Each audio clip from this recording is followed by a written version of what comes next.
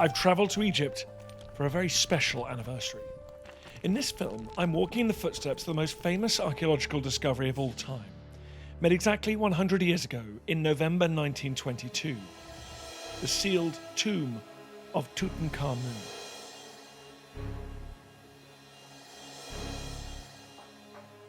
I'm venturing into the Valley of the Kings and deep into Tutankhamun's final resting place. No one had ever found anything like this in the Valley of Kings, or frankly anywhere else. And I go to Oxford for a very special exploration of the incredible archives that meticulously record Howard Carter's exploration. That's almost ghostly, isn't it? This is a glass plate negative. This is incredible, and reveal the surprising appearance of the discoveries of a century ago. And you've got Carter's notes for that moment. Yes. Heavy wooden coffin, completely covered in gold foil. Journey with me as I come face to face with Tutankhamun.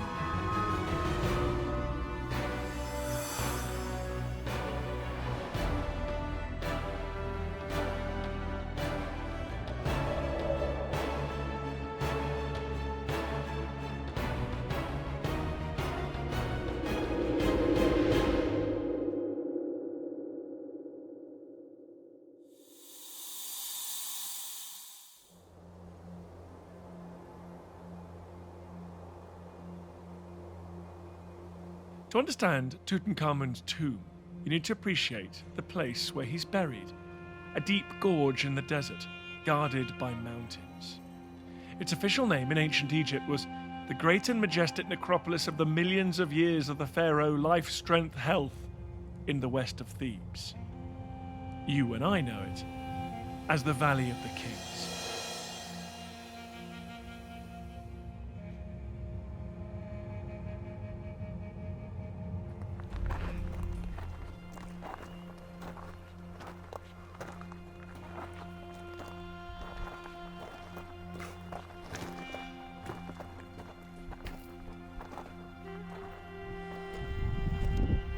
To get the bigger picture, I'm climbing up above the valley before the full force of the searing Egyptian heat sets in.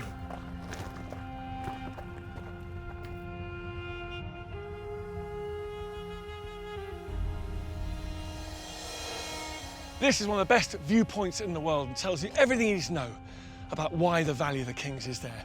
There it is, that rocky gorge down there filled with pharaohs buried 3,500 years ago. They're here because they're out in the middle of the desert, their tombs can be protected, and they're also in the shadow of that wonderful pyramid-like peak up there that reminded them of the pyramids of their ancient forebears. And down here, you've got this green ribbon running through the Sahara, the Nile Valley. There it is, the Nile over there. On the far side, the ancient city of Thebes, the capital of Egypt. Modern-day Luxor on top of it with its remarkable ancient Egyptian temples. And here, on the very edge of the desert, you've got powerful pharaohs like Hatshepsut and Ramesses building their mighty temples on the edge of the desert. That is the land of the living. This is the land of the dead.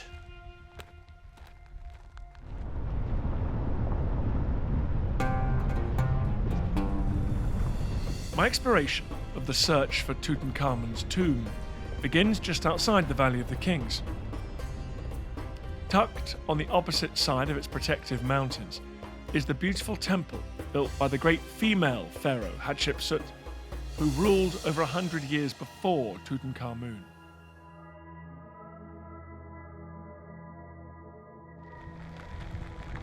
It was at this temple in the 1890s that a young artist came to work, recording some of the magnificent paintings. His name was Howard Carter. This is extraordinary. It's got to be one of the most dramatic archaeological sites on planet Earth. You've got this huge limestone bowl here on the west bank of the Nile, and at its heart, this gigantic temple built by a mighty pharaoh. It must have been thrilling for a young artist to work in this spectacular setting.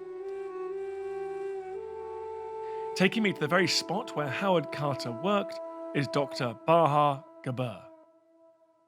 He came here to Luxor and he copied most of the inscription on the temple. And come on, we'll let you see one of his beautiful painting that he did on that time of the Queen Ahmose. She was the mother of the Queen Hatshepsut.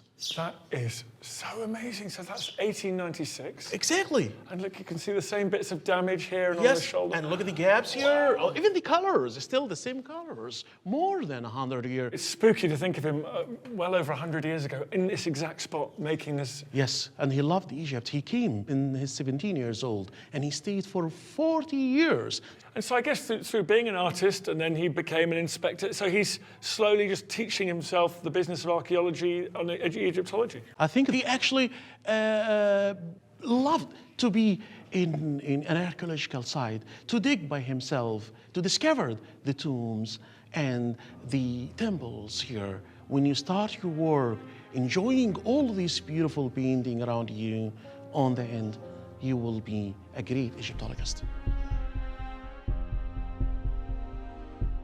After years of painstaking, obsessive work, including many setbacks, Carter eventually managed to get permission to dig in the Valley of the Kings through his great sponsor, Lord Carnarvon. Carter built a house as close to the valley as he could manage.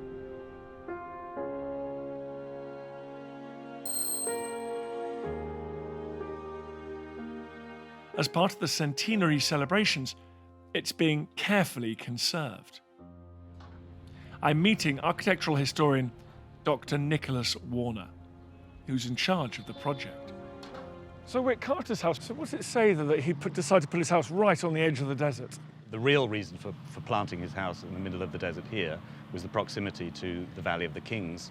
So this is the closest point to the entrance to the Wadi, the actual valley itself of the Kings. So that's why he chose this spot. I mean, it was completely in the desert. I mean, really in the desert. Not a blade of grass in sight. And the place was actually called the Place of the Flies. So you can imagine that it must have been quite difficult from that point of view as well. I guess it's far more efficient in terms of his time. He's right next to the dig sites. Absolutely. He doesn't have to commute back and forward across the Nile. It feels like quite a statement, though, coming to live right here in the desert as close as he can to his work. I mean, he was absolutely committed to his work. And remember that when they built this house in 1910, they had years of not finding anything ahead of them. So, 12 years of not finding anything requires absolute commitment, not only on the part of, Carter, but also on the part of Carnarvon, who was funding, what seemed to be an impossible quest. 1922 was considered to be the last season that they were actually going to do any work to continue this quest. The conservation work is helping to reveal how Carter's purpose-built house reflected his personality. So here we go into the study, which is the biggest room of the house. Very high ceilings. Yes, very high ceilings for environmental reasons, so you actually keep the hot air at the top of the room and ventilated. And very brown.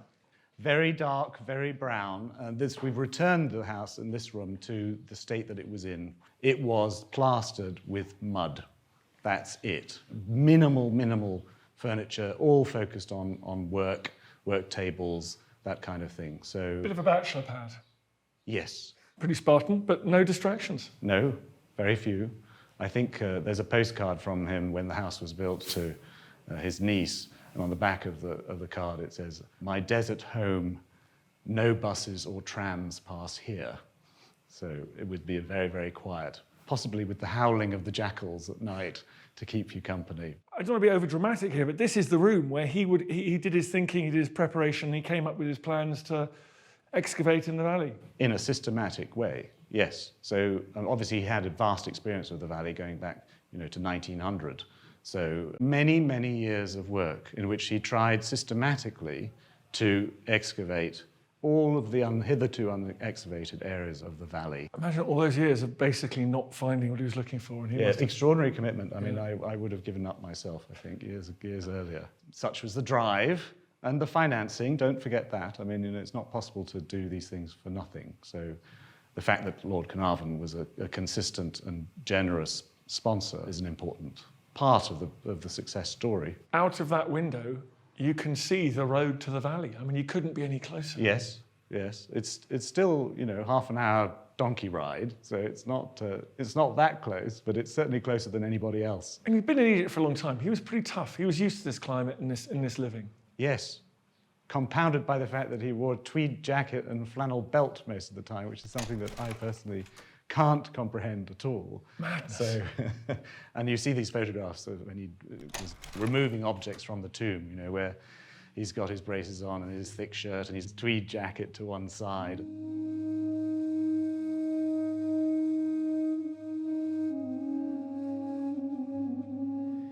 What I'm taking away from that building is just how single-minded Carter was.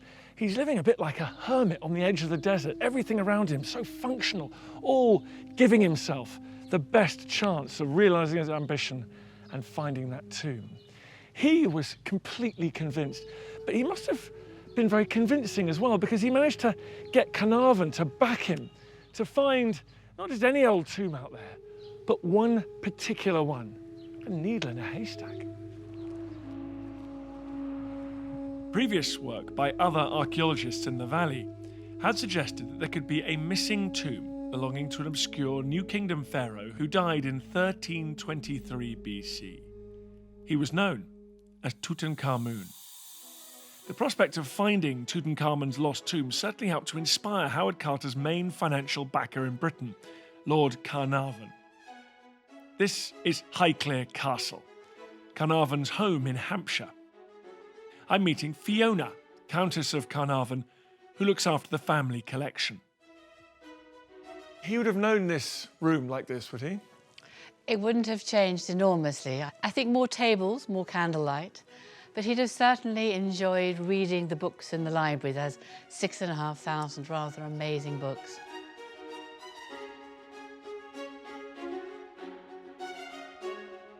So he was a photographer in his own right as well?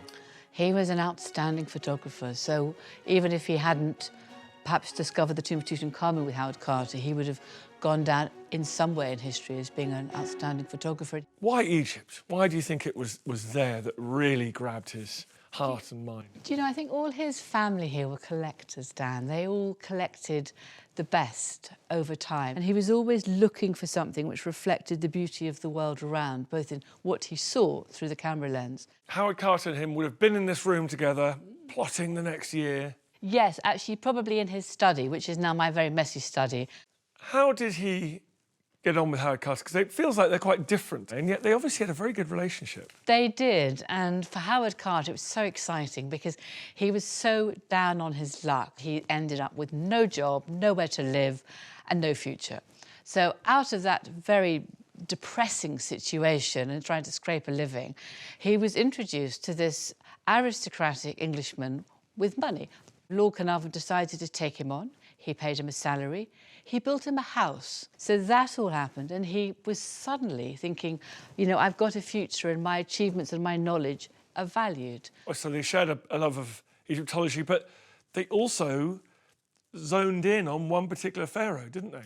They did. I think it came down to the fact that, to start with, Carnarvon and Carter were spectators watching the American Theodore Davis work in the Valley of the Kings, and he always seemed to be having these triumphant finds. One of them was apparently the tomb of Tutankhamun, and Gaston Maspero wrote a very good paper on it. And at the end, he said somewhat portentously that they thought they'd found the tomb of Tutankhamun. But something in the future might prove them wrong, was sort of one of Maspero's last lines in this book. And Howard Carter and Lord Carnarvon both thought that actually they hadn't found the tomb of Tutankhamun. They'd found the cache, they found part of his embalming process, and this was not the tomb of a pharaoh. So it was missing. So that's why when they first got the valley, concession to the Valley of the Kings, and they knew that around the tomb of Ramses VI, there were workmen's huts, so no one had looked underneath. You've been through the archives. I'm sure there's a few accounts in there. What do you think it cost him, all this? His widow said that she thought he'd spent £45,000 in those terms excavating in Egypt in the lead up to the discovery of Tutankhamun. So that's several million. I'd have thought it's about £20 million. £20 million. Something today. like that in today's world. I mean, it was a huge amount of money. Finally, the fruits of all that dedication effort and money started to pay off. To see the evidence for that, I've travelled to Oxford. This is where all Howard Carter's notes and photographs are stored. I've come to explore a very special exhibition at the Bodleian's Western Library, Excavating the Archives. It begins with a simple note written a century ago. This is one of the most famous diary extracts in history. It's from the 4th of November 1922, and you can see the few words have been scrawled across the page any old how, showing the excitement of the writer. That man was Howard Carter, and he writes simply, "First steps of tomb found." He was usually rather meticulous at making notes, so the fact that he's just scrawled that across the page, I think really gives you an insight into his state of mind, his excitement. For years, he'd dreamt of this moment. This could be the climax of his career. The next day, Carter made a more considered entry after he dug down further and discovered some absolutely vital clues. Discovered tomb under tomb of Ramesses VI. Investigated same and found seals intact. Seals intact. That phrase speaks volumes. This appeared to be an undisturbed Egyptian royal tomb. Throughout November, Carter's team cleared away the spoil, the rubble, and went ever deeper down into the earth until they came to a door which again had its seals intact, Tutankhamun's name on it. At that point they had to wait because the man paying for the whole thing, Lord Carnarvon, had to make his way up by boat from England. But he did finally arrive with his daughter, and on the 26th of November the big event took place, one of the most exciting days in the history of archaeology, and Carter has written an account of it here in his excavation journal. I like this in particular because it is written very, very soon after the events it's describing. So this is his first impression, a contemporary eye view, if you like, of what Carter was actually thinking. Carter writes the now famous sentences. They'd made a sort of crack in the door, and he held up a candle. Some rotten air escaped from the tomb, and he's peering through into the darkness. There was naturally a short suspense for those present who could not see, because only Carter was looking through the door. When Carnarvon said to me, "Can you see anything?" I replied to him, "Yes, it is wonderful." Carter was looking in here through the entrance. If he'd turned left, he'd have seen these chariot wheels that the pharaoh would have needed for his chariots, in which he'd like to be depicted on. Then you get foodstuffs and clothing, all the things the pharaoh would have needed to live a healthy, eternal life.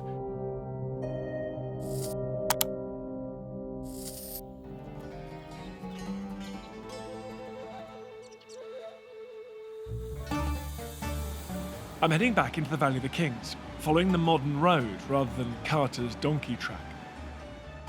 Tutankhamun grew up in the turbulent time of Pharaoh Akhenaten and Queen Nefertiti, who created a new capital away from Thebes in the Valley of the Kings, in Amarna.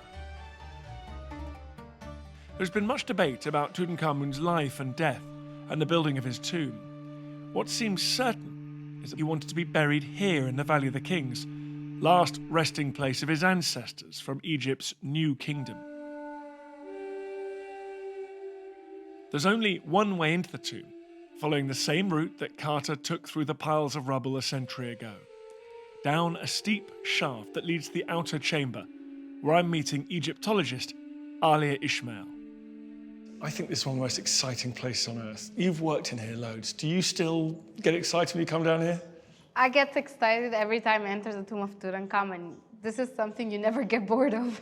This room, there's none of the carvings or the painting that I've seen in other tombs. Why was it this plain? We know from the nature of Tutankhamun's story that this was plain because this tomb was not finished. And the whole idea behind finished and not finished tombs is interesting because a tomb is actually never finished, but how elaborate it is because how long that pharaoh has survived and lived as pharaoh. The longer you live, the more impressive your tomb. Because you just keep adding chambers. Absolutely. Tutankhamun died at the age of 19, barely ever being able to rule. 19, very young. So I guess you'd expect to have a lot longer and be able to build a much more luxurious tomb. Yes, if you lived longer, you had a greater tomb. When you're born, your tomb is starting to be prepared for you. So they knew that they were preparing for the afterlife. And so, depending on how long he would be alive, is how elaborate his tomb is. He died all of a sudden, and they pretty much had to finish it up quickly. So that's why there's no painting on these walls. But the room was full. The room was full of things, treasures, things that Carter actually describes as wonderful things. And Wonderful things, here, yes. This is the room we're in right now. Isn't that amazing? yes. And this is how he saw it. And everything is thrown and cluttered and messy. So coming in here, you would think, I mean, did people just stash things? Did they not think about putting it in order? Carter was very happy that he found all this treasure. But at the moment when he saw it, he was frightened that this would be a cache and not actually a tomb, because he wanted to find the tomb. He didn't want a cache. So what's a cachet? A royal cache is a place where priests would hide and stack away all the mummies, statues, treasures, everything. And they would only do that when they were scared that these would be harmed, and they would do it as a form of a safety. By the candlelight, it would have just been flickering. It would have been just magical. When did he start to realize that maybe he did have a tomb on his hands? Well, when you look here, you would see these statues. And when he saw those statues flanking the either side of the wall, he thought, no, I mean, these statues and their placement, there might be something beyond that wall. So there was another moment of discovery in this story. Absolutely. Between the guardian statues in the chamber, Carter broke down the wall. Beyond it lay what he'd been hoping for all his life, a sealed and untouched burial chamber.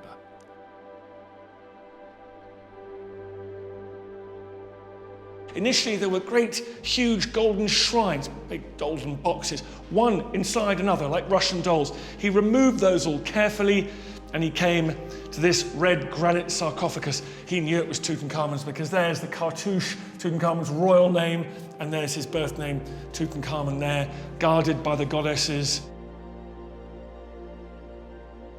This was hopefully going to be the only intact royal burial ever found in the Valley of the Kings. No one had ever found anything like this in the Valley of Kings, or frankly, anywhere else.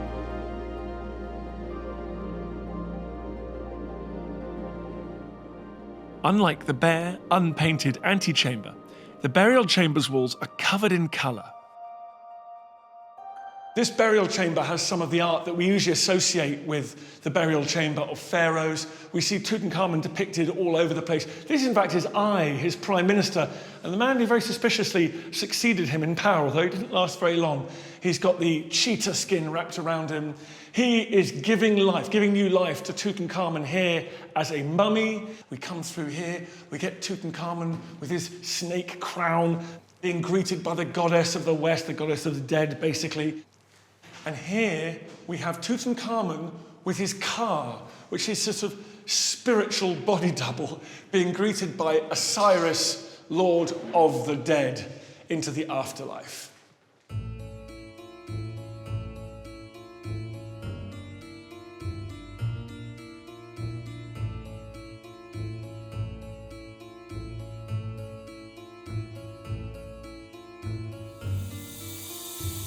Back in Oxford at the Bodleians exhibition, the display shows how Carter's team continued to meticulously record what they found in the burial chamber. We also have an extraordinary range of photographs of the objects themselves and of the recovery taking place. They were taken by a photographer called Harry Burton, and here are prints themselves. You can see Anubis in the so-called treasury.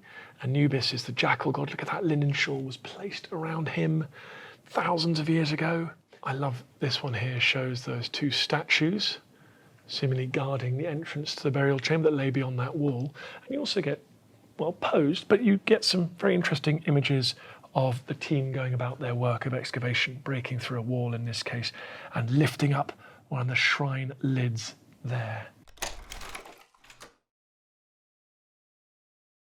What's striking is that none of the pictures are any of the Egyptian workers named and credited with their roles. And that's particularly odd in this portrait of this young man here. Such a beautiful picture. He's been made to pose with one of the pendants found in the tomb of Tutankhamun. And it was only in much later life that a local man called Hussein Abdel Rasoul emerged and said that he was the boy and had a role in the excavation.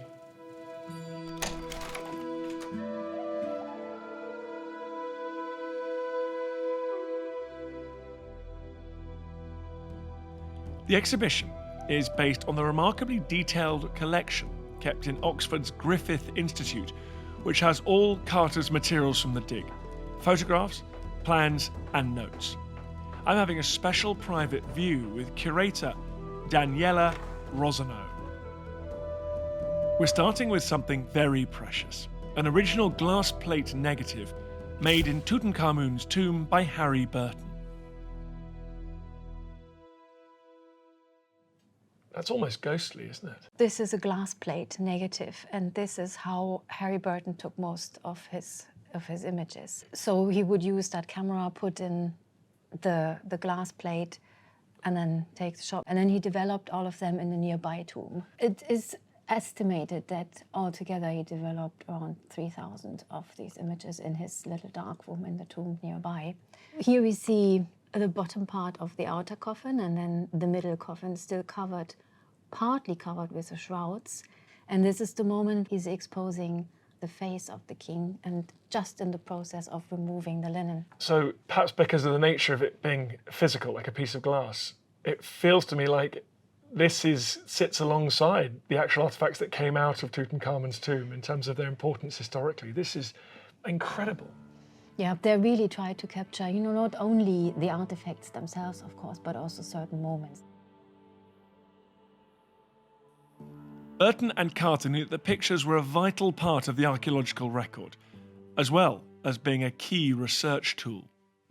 Harry actually produced 10 of these photo albums for Howard Carter, which he kind of worked with. And so on that page here, that's incredible. We see that fantastic image of what proved to be the outer coffin in the end, 1 out of 3, lying in the sarcophagus. The lid has been removed, finally really revealing what is inside there. And I really, really like this image where, Burton really tried to capture that moment, that intimate moment, to kind of evoke the stillness, the silence of the tomb. You have the light shining on the face of the king. So you didn't know at the time, but this is Tutankhamun's outer coffin. Yes. But what I love is the detail there, which I didn't know about. Is that a floral wreath around that? It's a tiny little floral wreath, but we have a series of images that thank Burton goodness. took, because they were very thorough, both Carter and Harry Burton. Look at that, look at the close-up. I love that. So that's around the serpent and basically the thing that denotes pharaonic power. The vulture is the goddess of Upper Egypt. She's called Nekhbet, and then the cobra is Watchet, the goddess of Lower Egypt. Upper and Lower Egypt combined. Yeah, and then wrapped around it is the tiny wreath. It's actually only 9 centimeters in diameter. It's not very big. And they turned to dust. They no longer exist. Yeah, there are a few other floral garlands that were found that have survived. But this one, unfortunately, didn't. We're so lucky, even though that hadn't survived, that they were able to take such extraordinary photographs. Yes, they were absolutely meticulous in documenting everything as best as possible.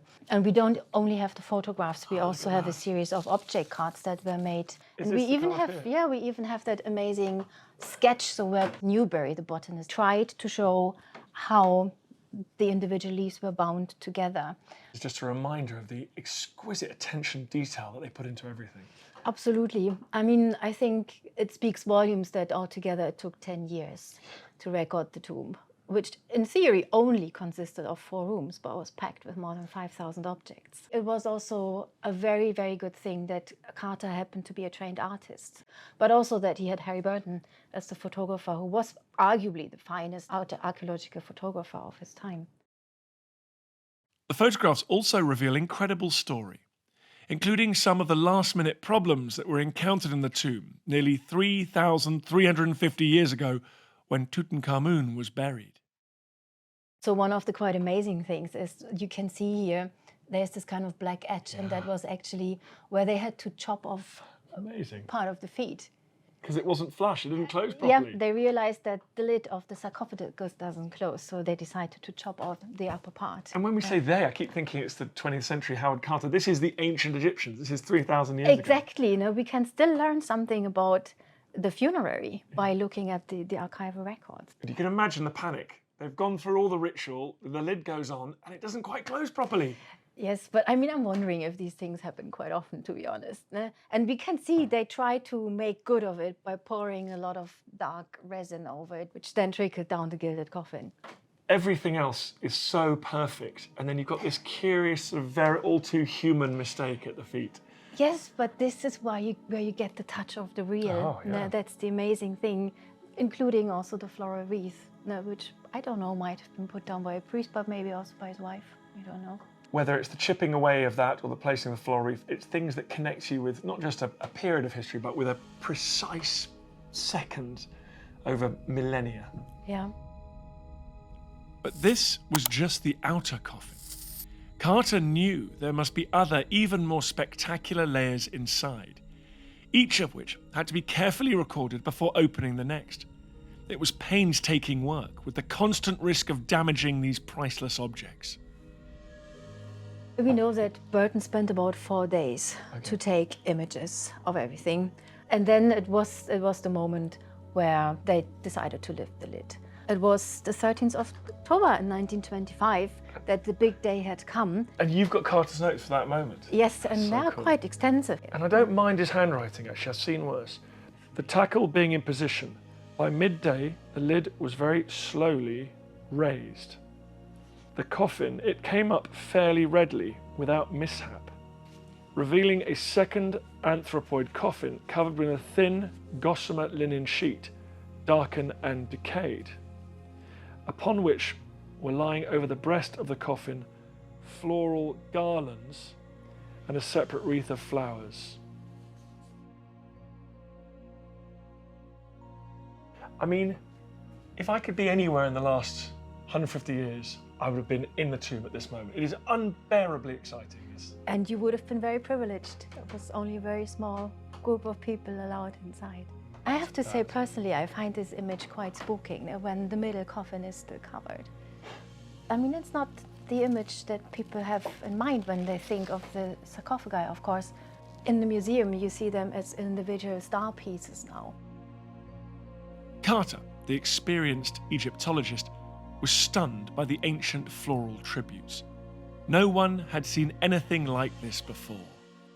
He does explicitly said, among all the splendor, there's nothing so beautiful like these few withered leaves of flowers, yeah. I must have seen these pictures, I do get that impression. What must have been so enticing is that you can see through the shroud, and there are tears and gaps in the shroud there, and he says, underneath the linen sheet or shroud, in places a glimpse can be obtained of elaborate multicoloured glass inlay upon fine gold work, and that's what you can see there. So Yeah. even at this stage, the next stage beckons. Yeah, again, you have the coffin in the shape of a human, but quite astonishing on that sarcophagus is that it has all these inlays. So this is afterwards when it's been removed from the other coffin. Yeah, so that's one of the so-called studio photographs Okay. that Burton took after conservation had taken place. This time, the face, the ears, the beard, the hands were actually made of gold. What? Yeah, and then the eyebrows, the eyelids are inlaid blue-colored glass again.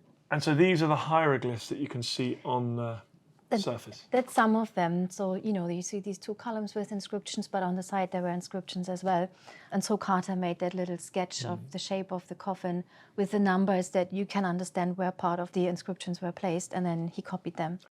The hieroglyphs all simply repeat familiar prayers associated with death and the afterlife. I get very frustrated that the hieroglyphs never say anything interesting historically. I mean, we do know the man for the inscriptions, Alan Gardiner, was a bit frustrated. Oh, really? That, what he hoped to find were boxes with papyri, of course, Yes. giving us some Bit of historical biographical information detail, yeah. about that, very dubious period, the Amarna period. And are they getting more valuable as we go down through the layers? Yes, they do. Okay. But at this point, one of the mysteries was solved because everyone was wondering why the 3 coffins are so extremely heavy.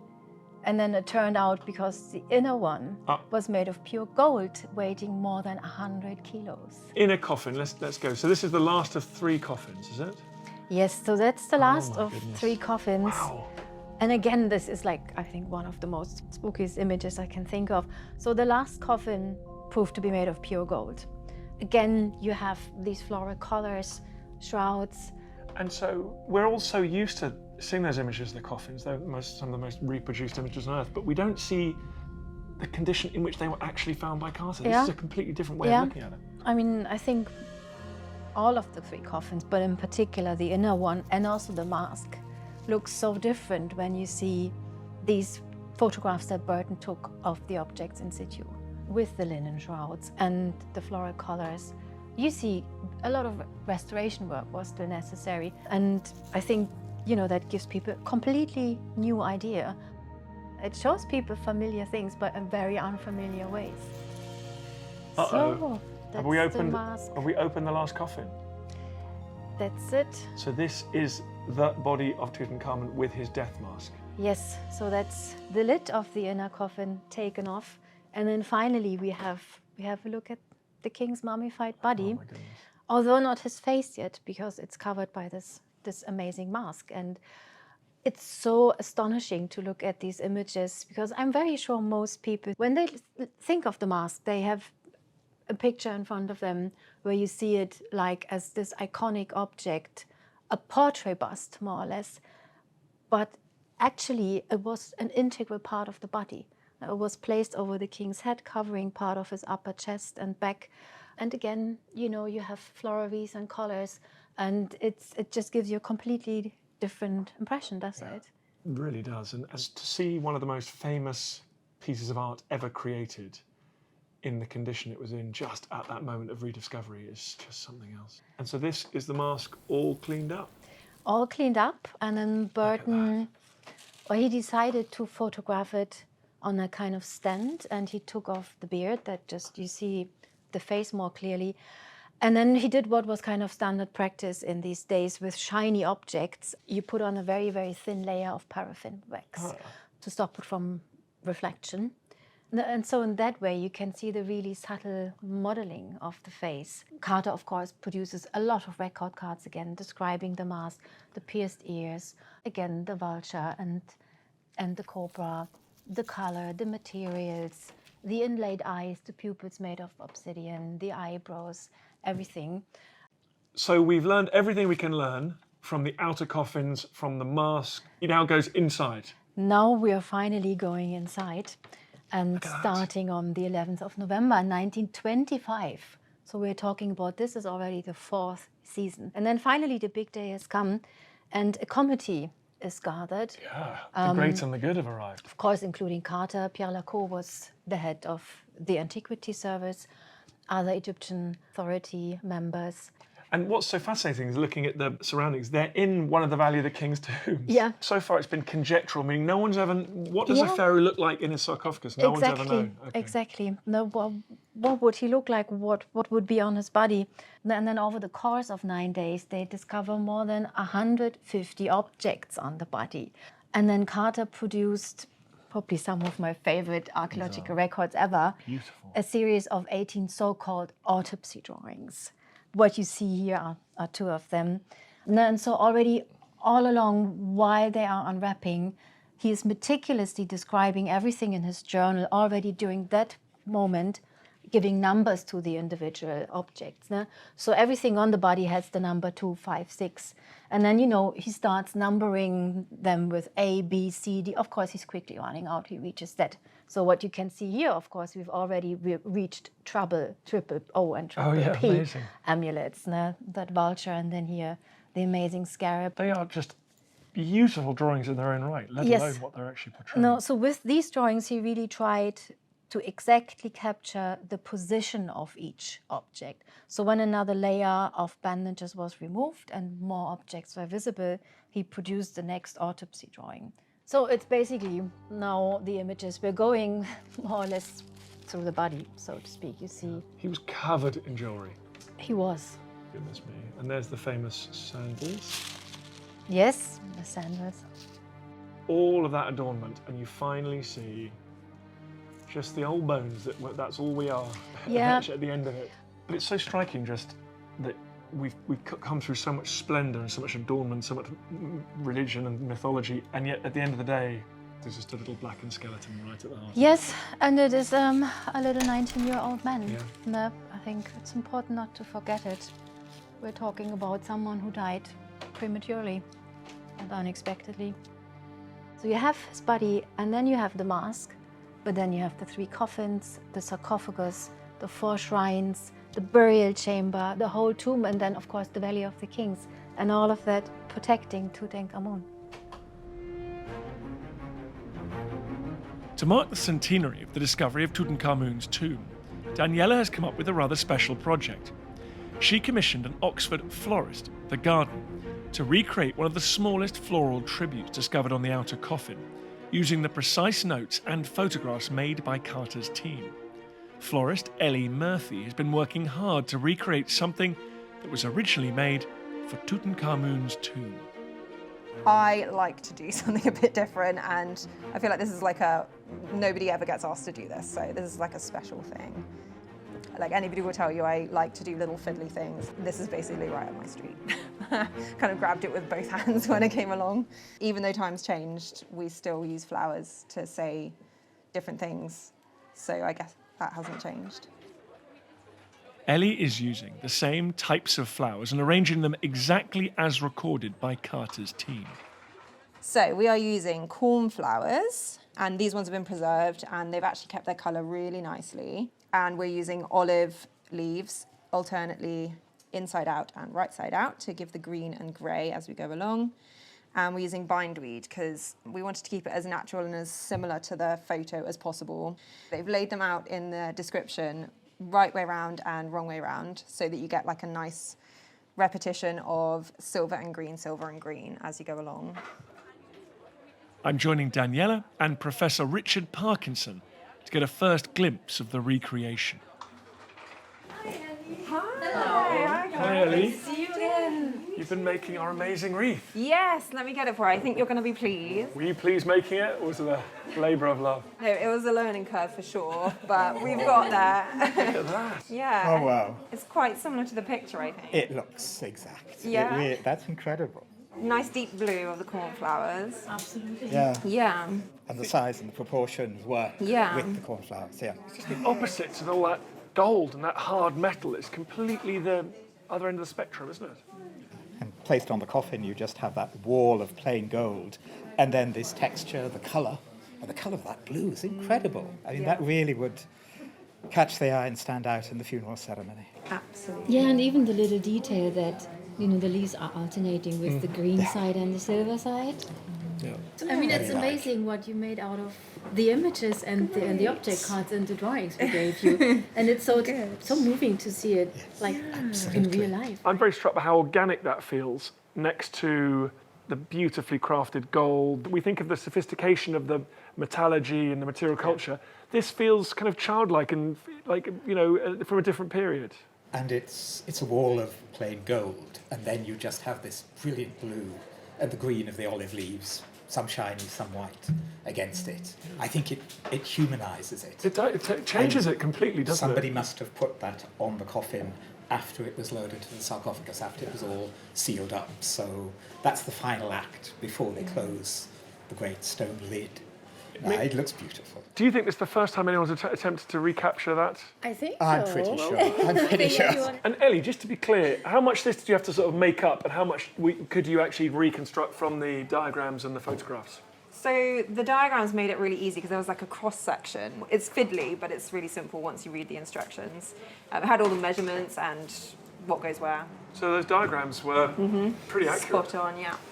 And it's funny because so much has changed in the religious devotions since the ancient Egyptians, but some things have stayed the same. You're still a florist, people still come in here and ask for garlands and wreaths. Wreaths every single day. Yeah, every morning we will send out tributes. And that's why we really wanted to use this for commemorating the anniversary, to remind people it's not just a golden adventure, it's about the death of a young man. He's the same age as the undergraduates at Oxford, so it's really trying to just bring back the humanity Yeah, it's such a pretty little wreath. It speaks volumes. It was a pleasure to make it. When you think about Tutankhamun, it's all too easy to think about him as the golden pharaoh. What I've learned today is that actually his death and burial was about flowers as much as it was precious metals. It's striking to think that humble but so significant floral wreath would once have lain with the magnificent objects that can now be seen in Cairo, looking, as we're so used to seeing them now, conserved, cleaned up and on display. I'm taking a close look at these original treasures with Egyptian museum conservator Eid Murtah. So which of the coffins is this? This one's a middle coffin, because before this one he discovered the wooden gilding coffin, which at the Grand Egyptian Museum at the moment. It's wood and the gold is fixed above it, and then they inlay with precious stones and blue glass.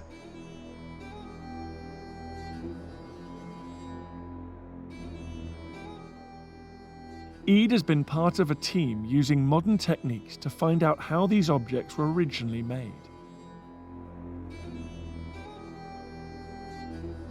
When you look closely for the object, of course you have more information. And when you make examination or using non-destructive methods like microscopic picture or X-ray fluorescence techniques for analysis, you can discover a lot of things. Like, for example, the gold sheets they used to make this coffin, it's not only one gold sheet. There's different ones made from different alloys from gold.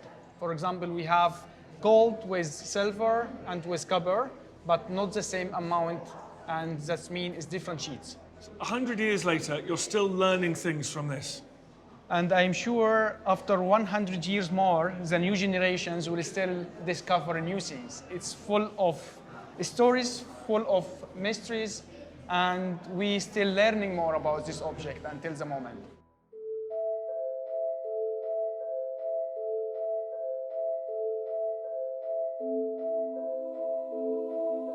So here it is. I'm up close to the most famous archaeological treasure ever recovered, probably the most famous piece of art ever created. It's a golden death mask of Tutankhamun. It sat right next to his mummy, underground, inside those coffins and sarcophagus for 3,000 years. And yet here it is, almost like it's new. When I'm this close, I realize it's not only a thing of extraordinary beauty, but it is such a powerful representation of the young man himself. You feel like you're in his presence. It's breathtaking.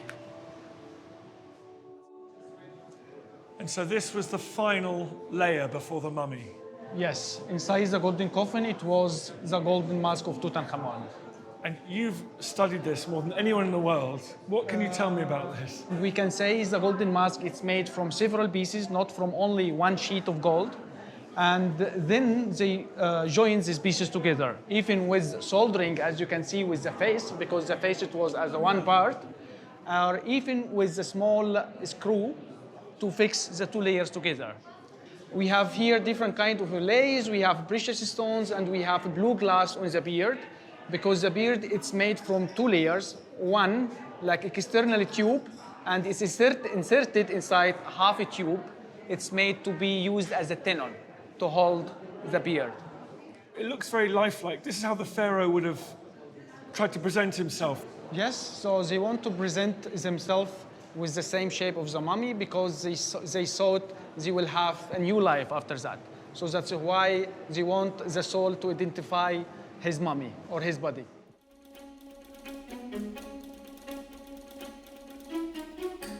What is it like for you getting to work on this object every day? You're so lucky. You know, it was my dream to be working in the Egyptian Museum when I was young. And because this object, and when I start my job here in 2011, I never thought I will be working with the golden mask of Tutankhamun. It was a wonderful feeling, and I think it's one of the main unique moments in my life.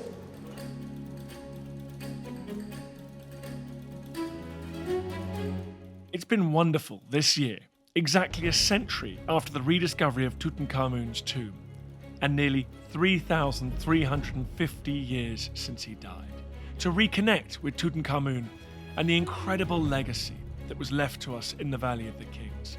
A legacy reflected in the moments captured when the tomb was opened, revealing both its magnificent treasures, but also those intimate human objects, like the small wreath of flowers, all laid for the pharaoh, the young ruler who could have been lost forever. He didn't get to rest in an eternal afterlife in the Valley of the Kings, but he has left an inspiration for all generations, a different form of immortality. I don't think there's anyone alive today who loves archaeology and history that hasn't been in some way inspired, in some way had their lives changed by what happened here. The discovery of this tomb 100 years ago is surely the most striking, the most exciting moment in the history of archaeology. The idea that this boy pharaoh had lain for almost 3,500 years undisturbed in this sarcophagus, only to be discovered in 1922. It's something that no matter how many times you read about, you watch on TV, you listen to, when you come here, it's almost overwhelming. Thanks for watching this video on the History Hit YouTube channel. You can subscribe right here to make sure you don't miss any of our great films that are coming out. Or if you are a true history fan, check out our special dedicated history channel, historyhit.tv. You're going to love it.